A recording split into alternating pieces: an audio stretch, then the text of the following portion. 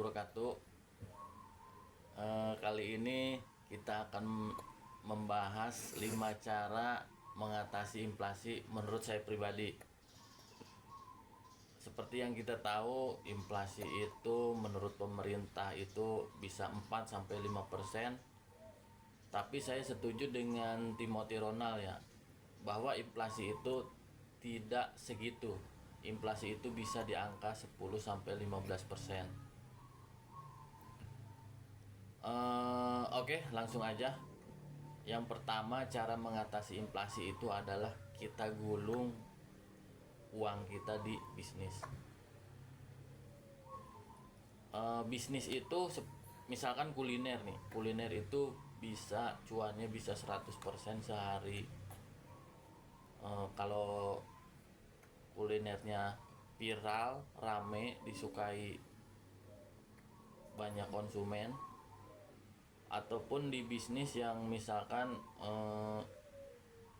bukan kuliner ya, bisa skincare atau apa, itu sehari bisa cuan 30-50%. Skincare atau misalkan pulsa, aksesoris, HP, itu para pedagang itu bisa ngambil cuan 100-200% di aksesoris HP ya. Terus berikutnya, cara yang kedua adalah kita mempunyai investasi di saham-saham yang fundamentalnya bagus dan dibeli dengan harga yang murah. Jadi saham itu ada dua keuntungan ya, dari capital gain seperti yang kita tahu dan dari dividen. Cari saham-saham yang dividennya kalau bisa di atas 10%, dan kita pantau harganya. Kalau di harganya udah sesuai target kita langsung masuk. Terus cara yang ketiga itu adalah di investasi di Bitcoin. Memang ini ya, kalau jadi 5 cara ini tergantung keyakinan kita. Misalkan kita yakin di bisnis, nah investasi kita, uang kita salurin lebih banyak di bisnis. Misalkan di bisnis 60%. Misalkan, kenapa saya bilang di Bitcoin? Di Bitcoin itu udah terbukti memberikan return rata-rata per tahun dari sejak Bitcoin muncul ya, itu rata-rata 80% per tahun. Mungkin sekarang udah agak berat ya, kita bisa asumsikan 30-50% per tahun itu udah bagus.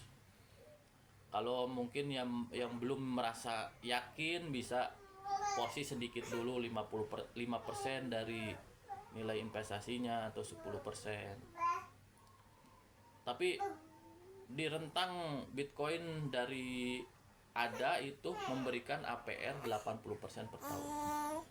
Kemudian cara yang keempat adalah mungkin kita bisa save uang kita di logam mulia, emas batangan.